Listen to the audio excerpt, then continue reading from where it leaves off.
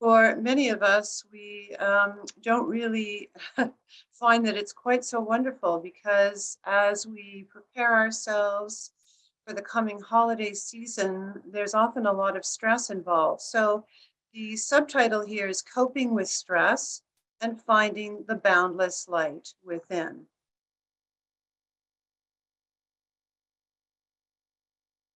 We'll do a brief introduction. I'd like to give you an overview of the main topics. First of all, we're going to look at many quotations throughout this presentation by frauders and sorors, officers and non-officers who are familiar to you. And we are going to start with a quotation by Lonnie Edwards, which I know you're familiar with. It is about the true nature of all things being veiled by surface appearances. Also, we'll talk about how the outer self copes with stress and isolation in a variety of ways. Some of these methods offer only temporary relief. In contrast, the inner self is our boundless resource, and we can tap into this knowledge via symbols. We will conclude with an exercise to transmute fear, anger, and stress into compassion, healing, and peace by communing with the God of our hearts. Lonnie Edwards is quite familiar to many of you, and if you've missed some of his presentations, you can see them on Rosicrucian TV on YouTube. And many of you will recognize this quotation, but it's quite important regarding what we're talking about this week. While light, life, and love are part of all that we naturally see and experience, they are veiled or hidden by our attention to the material and the mundane.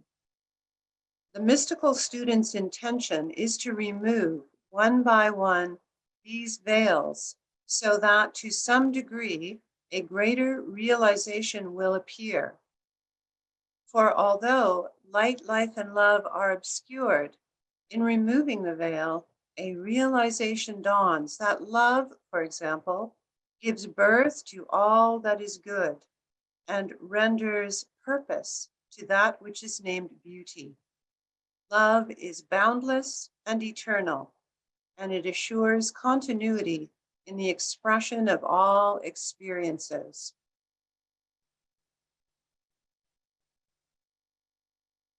Christmas and holiday time is probably one of the most challenging times of the year for most people. It's not always quite Christmas card perfect.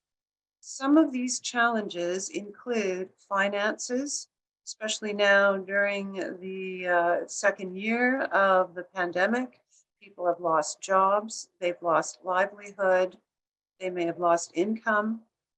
There's isolation, especially because of the distance that we must maintain, sometimes even with family members.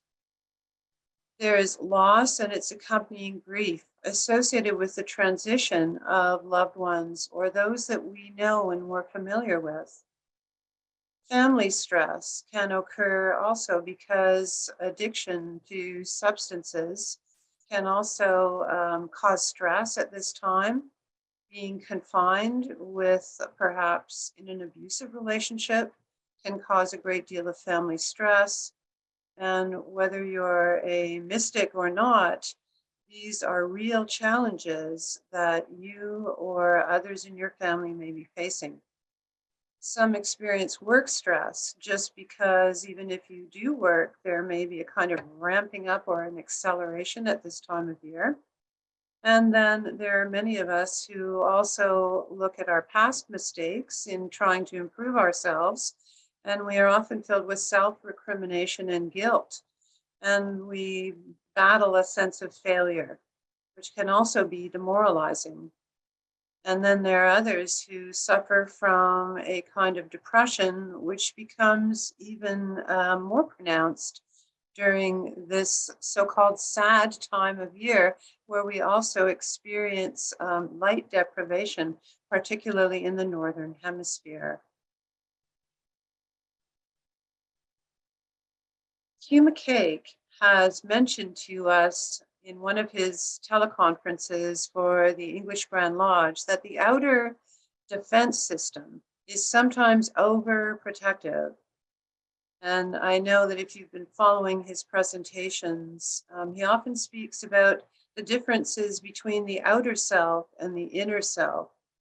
Remember that perceived stress is a strong emotional trigger, as our memories and psychologically traumatic experiences that holiday time may evoke in some persons. The rational self can be temporarily overshadowed by extreme emotions when a person feels triggered by even the most harmless objects or events. Powerful emotions can dominate the outer self. Our outer self, the way we learn about these things in our monograph system with the Rosicrucian order, is that we are composed of both an objective and a subjective consciousness. Objective consciousness is all that data that we're receiving from input from the five physical senses. Our subjective consciousness then interprets these impressions and gives them meaning or not. And those meanings can either be positive or perhaps not so positive. Emotions, of course, are normal stress reactions, and it is essential to our health to be able to express emotion. But the key is to observe how we are feeling and why. Take a moment right now to observe yourself. Where are your feet? Are they crossed? Are you sitting comfortably with your spine erect? How are you holding your hands? If your fists are clenched, please unclench them and feel more relaxed and at ease. Many people hold tension in their shoulders. Perhaps you can shrug your shoulders a bit and see whether or not you're experiencing some of that stress maybe being held in the shoulders. I found out recently from a dental visit that I tend to hold stress in my jaw, and that perhaps I might even be grinding my teeth in my sleep. That is a less conscious thing that sometimes we do. And then to have that brought into awareness is also very important to our mental, emotional, and physical well being. Remember that self destructive behaviors occur when we interpret our objective reality subjectively as dark, hopeless, or bleak. This is actually a photograph from outside our window, and sometimes two people in the same household can look on a outdoor scene, and see two different things. I mean, the input is virtually the same, especially if we're both wearing corrective lenses and we get, kind of a sharp image. However, I may see this as a very beautiful image. My husband, on the other hand, might interpret it as somewhat bleak because there's an impending snowstorm and you can see that haze over the river in the background. Even when reason kicks in, the outer self can resort to potentially destructive ways of attempting to suppress emotions. We've been just talking about that there are certain triggers that people sometimes experience in their environment that might cause them to use maybe strategies that are not so helpful. And there are a list of them here on the screen. Overeating or refusing to eat, overindulging in alcohol and drug use, shopping beyond our means, especially if we feel pressured. Often the mother of the household is, I don't want to gender stereotype here, but often a lot of the work does fall on the shoulders of the mother who, cleans the house, makes the dinner, prepares for the guests if guests are in fact coming over. And the larger the family, the more stressful that can sometimes be. And the fact that to organize the gift giving in some households might also go beyond some people's ability, and then there's self-recrimination. Others may escape into other worlds for long periods.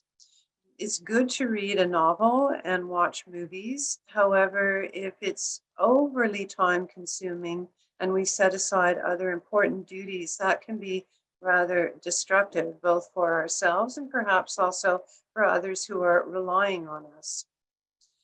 Other strategies that the outer self resorts to, sometimes because we're feeling restless, is that we look for time wasting distractions. If there are deadlines where we're supposed to accomplish things, procrastination can set in. We might put off paying a bill. When actually paying a bill, it can be a really an opportunity for gratitude, especially if you have sufficient funds to meet that payment. See it as an opportunity for gratitude rather than complaining about having the bill in the first place. Be grateful if you have the money to cover it. Outbursts can occur either within someone themselves, and I may resemble that remark, or of a family member who is in fact quite stressed. And some of these may take a physical form: crying, shouting, breaking objects. It's difficult too if we grow up in a household where one or more parents might resort to these kinds of stress relieving behaviors. Some withdraw from others as punishment. Well, I'm not going to speak to you today, or I'm going to sleep in a separate room, etc., things like that. And just lashing out when stressed with verbal abuse. Those are considerably negative, but we want to look at some of the more in balance, positive aspects. Ultimately, the outer self realizes that such behaviors may offer temporary relief, but in fact make the situation and ourselves feel worse. Other alternatives may temporarily assist the outer self, such as taking a short time out, not as a punitive measure, but by withdrawing from conflict before it escalates, engaging in an activity that is creative and takes us out of ourselves and out of a destructive environment, taking photographs, even within the house if you can't leave, doing something unusual. Many people now have iPhones or smartphones, and they can practice their photographic skills, things that they maybe had not tried before. Astronomy was particularly important to me a few decades ago as I was leaving a destructive relationship. And astronomy took me out of myself. It reminded me that there was a larger cosmos out there and that really my concerns diminished in contrast to the beauty of the greater universe. Games can also be, of course, distractions, and they can also be fun if they're engaging with children. They can also be opportunities for learning. Films have both, more positive or a negative impact. Art, journaling. Journaling also is a kind of, has a dual nature as well. My teens, I kept a journal, and I realized after I was reading over pages and pages that it was becoming somewhat more self destructive and depressive. And I finally realized that I needed to stop doing that. And I threw that journal literally in the garbage. And that kind of purging was very helpful. Of course, some folks know that through therapy, journaling can be a very positive way of expressing our creativity. And dream journals can be particularly important to help us analyze and understand sometimes messages from the subconscious. Even taking a time out for just a few minutes and doing something creative or turning our attention away from a stressful situation can really kind of reset our emotional landscape. It's important also that the outer self should know when it needs help. And allowing others to help us can be extremely useful, enlightening, build fraternal and friendship bonds, and also enhance the bonds among family members. Engaging in physical activities, even cleaning the house or just taking a walk around the block can be really cleansing and useful for the outer self. Know that isolation offers a challenge for many, but we can meet that in positive ways to nourish our growth. When we use the terms positive and negative, we're really talking about situations in contrast to one another. And we know from the early monographs that we study that these are polarities and that duality exists in the world, whether we like it or not, and that it is a function of our daily lives. So when we notice that something is not exactly to our liking or does it seems unhealthy for us, we need to take the initiative and make a change. More strategies include, and this is a sample of my campsite photography during one particular heavy snowfall, where I thought these little lanterns looked like elves' hats that the little lanterns were wearing. The way the snow accumulated was quite beautiful, but also funny. Find your innate sense of humor. As I said earlier, sometimes we do resemble those remarks. So instead of coming across with a kind of a biting comment, if someone says something that you perceive as insulting, just agree and see what happens next. Avoid magical thinking. Some of us sometimes, when things aren't going our way, we hold our hands up and ask the universe, why is this happening to me? If only. If only I had the perfect job, the perfect relationship, the perfect life, the perfect child, etc. Remember, observe yourself when you have these thoughts and know that life isn't perfect for anyone. It is what it is. We often struggle against what is happening and thus expend valuable energy. Shift to your inner sense of peace profound. Know that the cosmos is unfolding as it should, and the situation will change. The real you is at the center, and the center is one of peace and boundless love.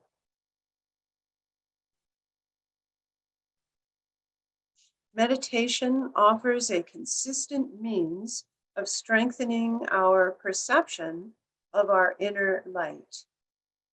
The key to overcoming stress is to understand that stress is not imposed from the outside. That to me was an important insight many decades ago when I was a young teacher.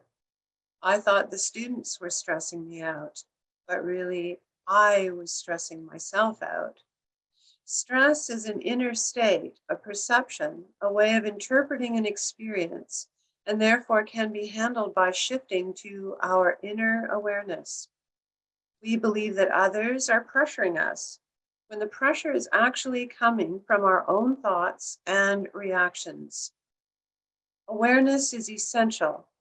Witnessing one's own reactions, especially becoming aware of our bodies, how we hold on to and express stress. Awareness leads to insightful reflection, contemplation, as it's also called, that allows us to shift our focus to the ever-present witness, the master within, to take responsibility for our thoughts, to calm our emotions. In stillness, I find my true self. Avoid self and other blame or harm, and also to redirect our energies in positive ways away from our ego concerns. Earlier, we mentioned triggers.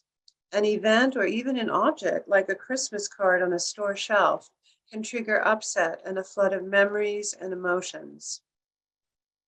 Aaron Beck passed through transition on November 1st of 2021 at the age of 100.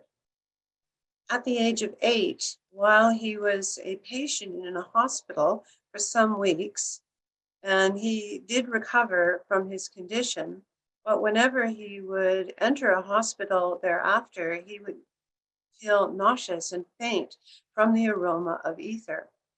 So even early on in his life, at the age of 8, while feeling faint from the aroma of ether and shifting his focus to other thoughts, he discovered that we think on two parallel tracks: rational thoughts and automatic thoughts, both on the surface ushering in his lifelong development of cognitive behavioral therapy, or CBT for short. He concluded that distorted surface thoughts explained almost all emotional disorders.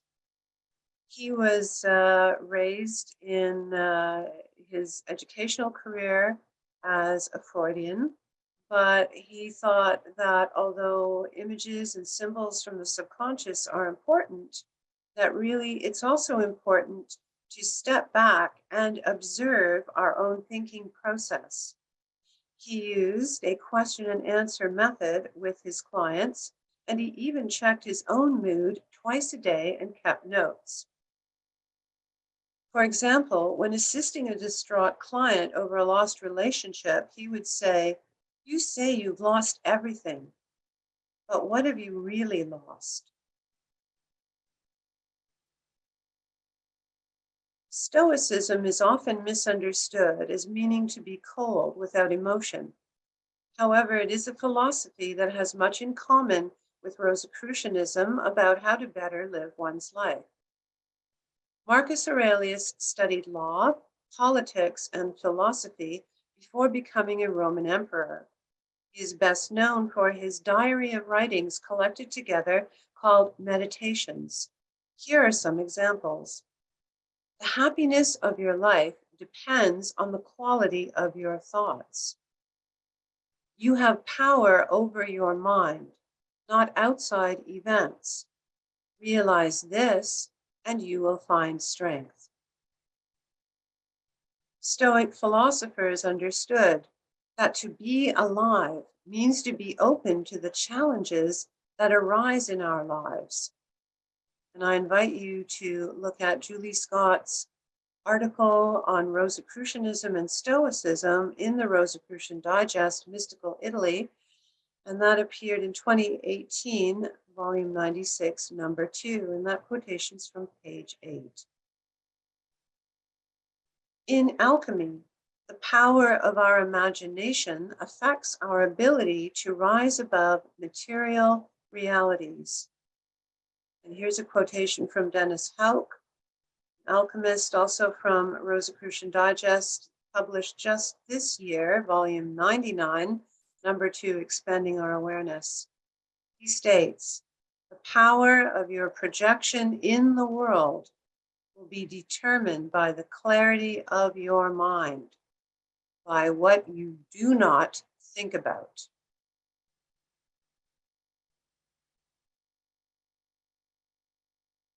Birth and death are still the great mysteries of our existence. I also invite you to look at those of you who are Rosicrucian members, to look at the Rosicrucian Forum. When you log into your membership portal, on that same page on the right-hand side, you can access the Rosicrucian Forum. And Imperator Claudio Mizuko has a really beautiful article on the idea of gratitude and recognizing that we are given life and that this is the greatest gift that we can experience. And it really has a lot to do with having a kind of recognition that death is inevitable. In Rosicrucian philosophy, we refer to death as transition, meaning a change from one state to another, also calling it the great initiation, since all initiations involve a transformation of self from one state of being to another. From Stoic philosophy, we can gain valuable advice for handling the loss or transition of a loved one. Grandmaster Julie Scott explains to us in her article in the Rosicrucian Digest that we must also recognize that there are more things in life that are beyond our control than what we can control. The fundamental thing is to remember that we can choose our thoughts, our reactions, and our actions. The best preparation for the loss of a loved one is to imagine or practice negative visualization or life without the loved one. Doing so in moderation reminds us of how precious others are to us, so that we do not take them for granted and thus more frequently express our love and appreciation.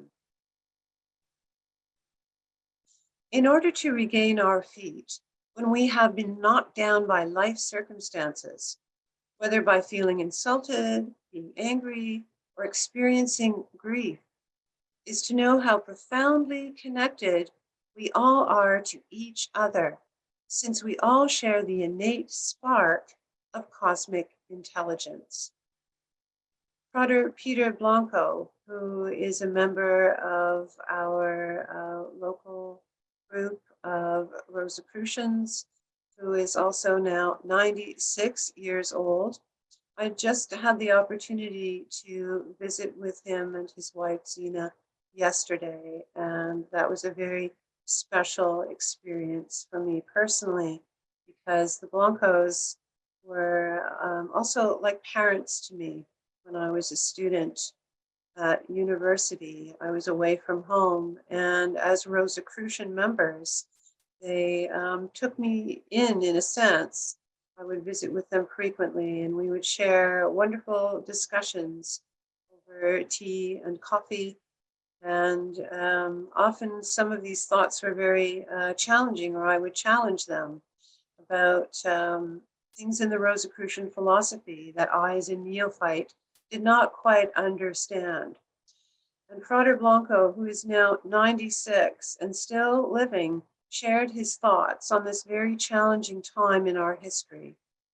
The most important thing we can learn at this time of profound change and seeming uncertainty is that we are all deeply connected. Humanity now sees its own deep spiritual connection. We are truly one family. When we apply the principle of Rosicrucian humanism, we truly live what is called the Rosicrucian ideal, as working for the good of others without thought of personal recognition or reward. Or in other words, just doing the right or good thing, as in being our best selves. Over the last few weeks, especially as we prepare for what is called the Christmas season, I was thinking a lot about the meaning, or the true meaning, of coming home for Christmas. That's a difficult phrase for me this year, because exactly 1 year ago today, my dear mother passed through transition.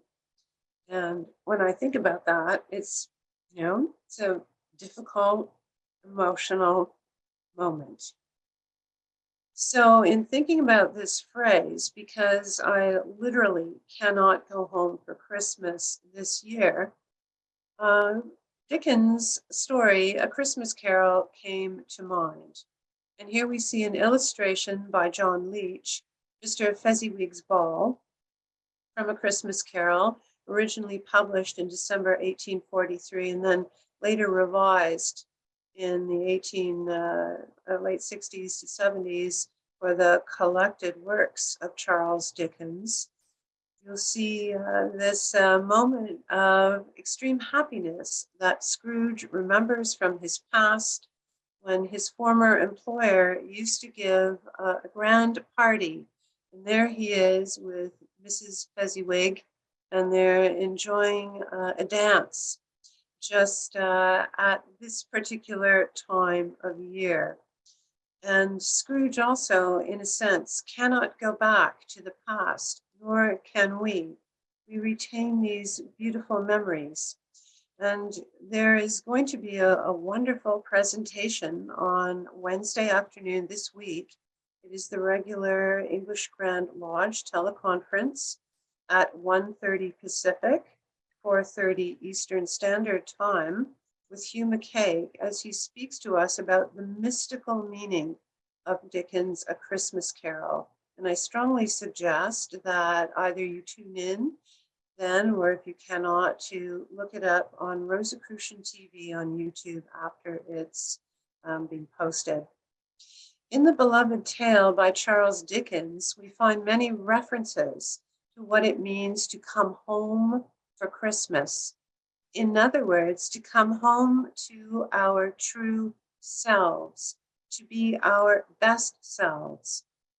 The story ends in speaking of Scrooge with the words, "And he knew how to keep Christmas well, if any man alive possessed the knowledge."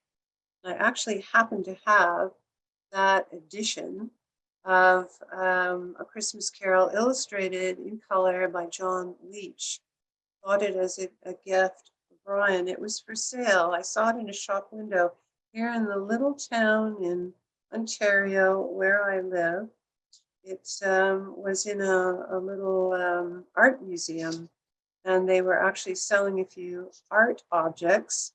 And here was the 1946 reprint of that particular issue of A Christmas Carol.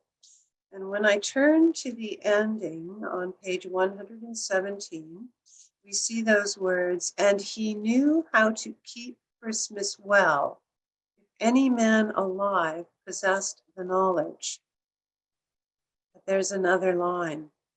"May that be truly said of us and all of us."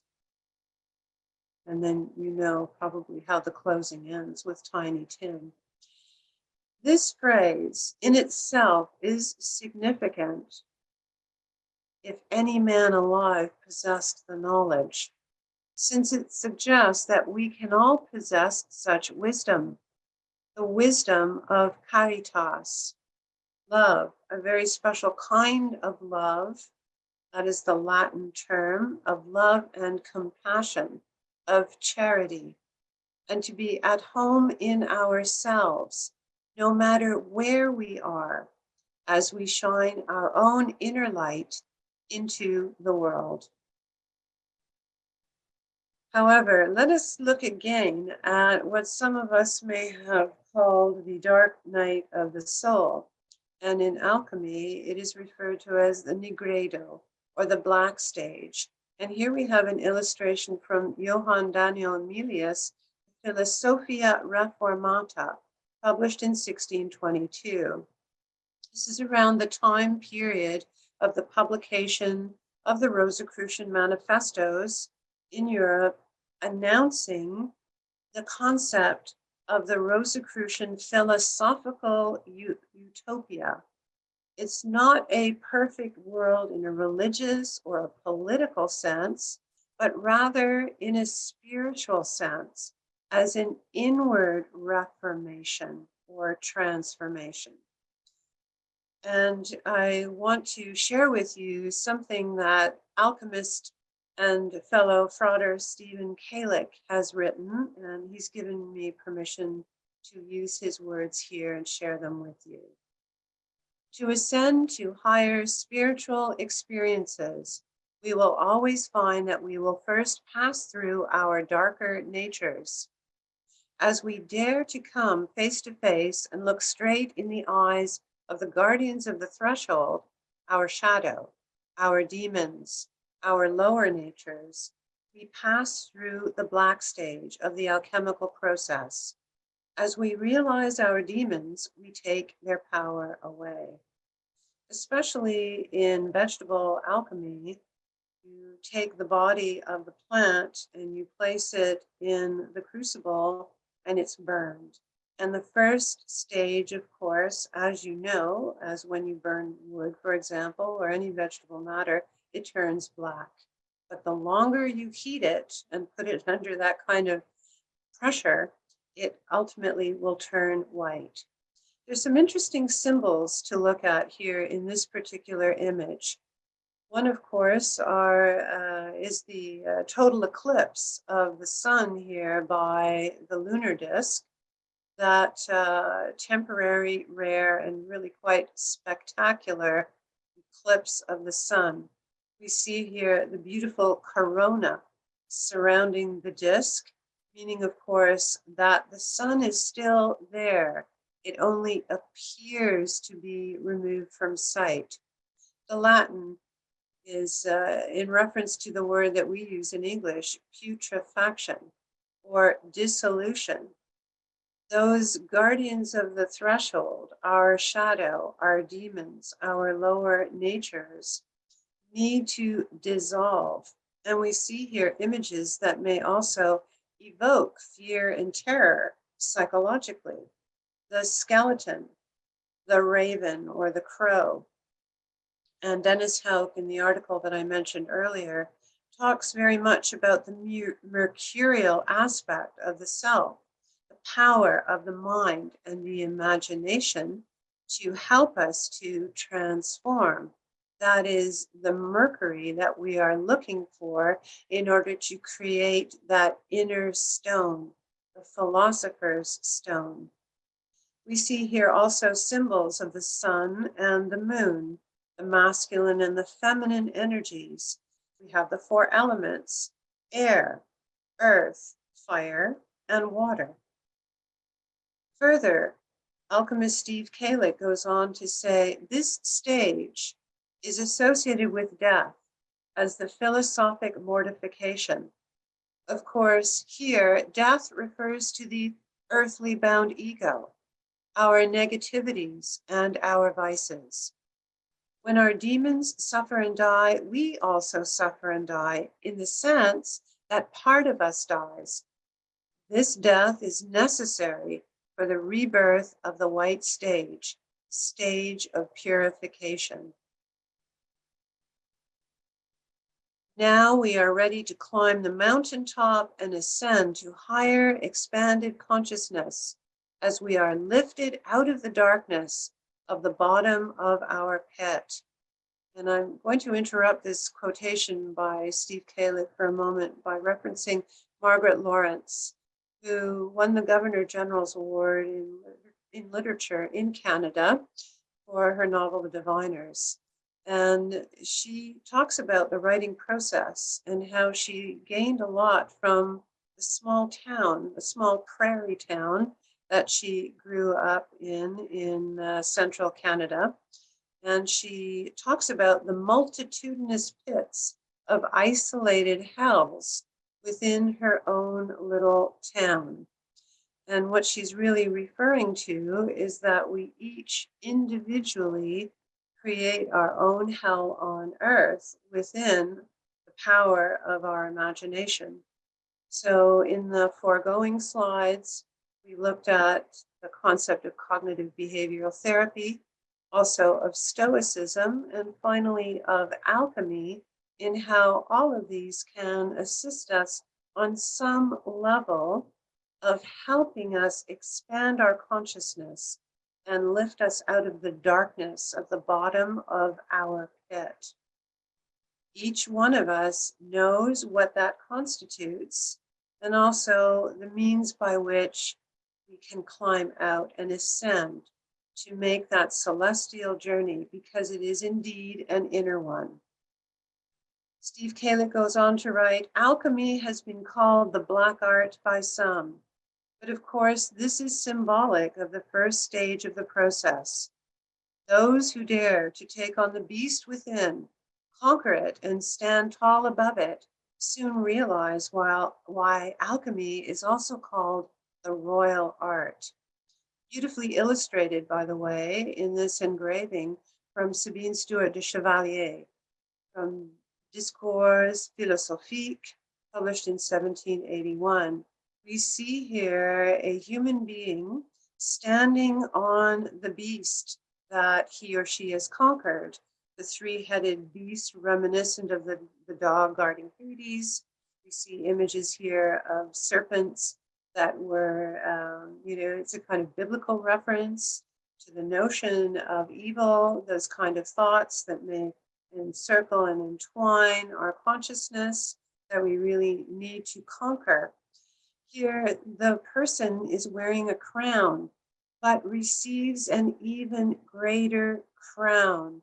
The laurel, often representative of true sovereignty, sovereignship, of peace, and we see the clouds also parting behind them, the angel, which is a representation or a symbol of the higher self, of the master within, and the light of divine consciousness dawning. When we look at paintings like this amazing and beautiful image, Madonna of the Magnificat by Botticelli from 1483, which you can find in the Uffizi, that is a museum in Florence, Italy. In this kind of image, we see the great beauty of the human form, but also an interesting symbolical representation. Notice the beautiful filigree crown above the head of Mary, and above that, the solar disk, which represents divine consciousness, illumination, and also, as in Egyptian spirituality, Pharaoh, Akhenaton's the Aten, all representative also of the Holy Spirit in Christianity. Here, Mary, crowned by angels, is writing the Canticle of Mary, the Magnificat anima mea Dominum. My soul doth magnify the Lord, symbolically and mystically referring to our own soul consciousness. The mystical journey is one of daily discovery. Our order teaches that daily meditation, especially via the ascent to the celestial sanctum, described in Liber 777, allows us to aim for those heights of inner awareness that cleanses, purifies, and enlightens us. As Hugh McCaig stated in his presentation on initiation into sovereignship, we must look for those symbols around us that reveal our own inner light. And his saying that, as I attended that presentation in the background, a light went on in my own consciousness where I had this next realization. Each twinkling light, each image of the newborn Christ child, each candle and its flame, each tree adorned for the season, all remind us of our own cosmic divinity and our opportunity right here, right now, to participate in that tremendous well-being and good feeling toward all humanity as we share that light and see it in each other. Finally, fratres and sorors, it is really important, dear friends, to remember that we are not alone. We receive endless guidance that arises from our inner self. Our greatest challenge is living up to that ideal of being our best self in times of trouble, especially at what many call the most wonderful time of year. And if you look at the caption below, another quotation by Dr. Hugh McCaig, also a frater of our beloved order. The outer self cannot sustain optimism on its own for long. It must contact and surrender to the inner self, the fountain of love and inner guidance. When the outer self is overwhelmed, take a moment, step back, and listen to the still small voice of the Master within. It is your personal guide and the source of great inner strength, joy, and resilience. The most effective technique of mystics everywhere is to become aware that we are aware and to trust in our Master within, the wellspring of profound peace and hope. Now, fratres and sorors, we are going to perform an exercise.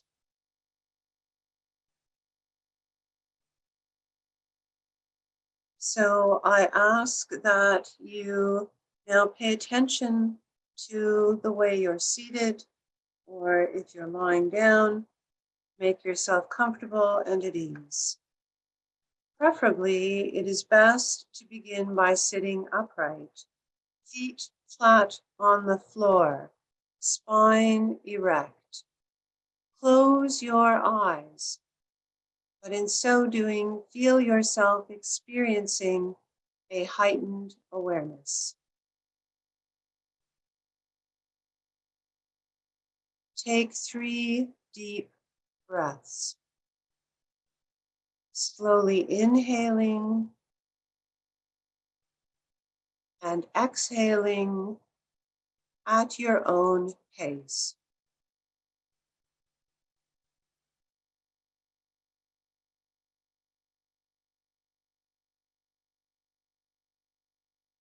As you become more deeply relaxed, feel a great inner calm, a sense of profound peace.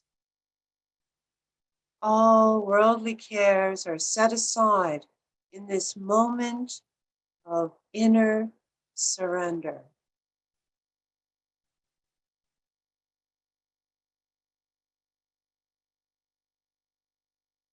Now take an even deeper seat within yourself and visualize a small sphere of divine light at the center of your head. Concentrate and focus your entire consciousness on this sphere of white light. This light is beautiful. It is dazzlingly bright, but it does not burn your vision. It is the cosmic essence of the God within that illuminates every cell of your being. It is the very essence of you, your consciousness, in its purest, most serene, most perfect state. Concentrate. Now make this light even brighter, more expansive, as it illuminates and reaches outwards and upwards, dispelling the darkness, ever expanding, like a golden crown, extending in all directions beyond the boundaries of the physical self, beyond your body, outwards into endless space, above and below. Now sense this light touching the thousands and thousands of other lights that also are expanding outward.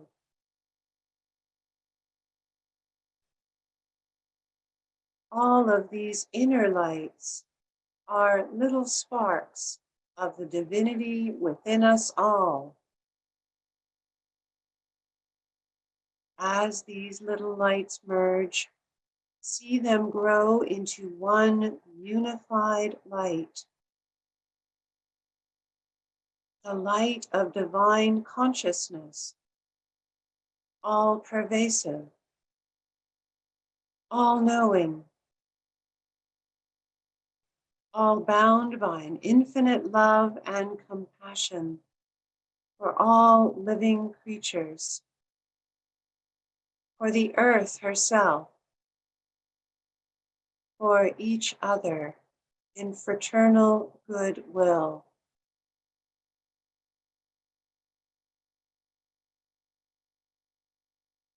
Know that each time you admire a display of holiday lights, the sparkle of moonlight on snow, the light of the sun reflected on water in the heat of a summer afternoon, the light of a candle flame in darkness, that you will remember your own inner light and the eternal, unending resource of boundless divine consciousness that ever resides within you.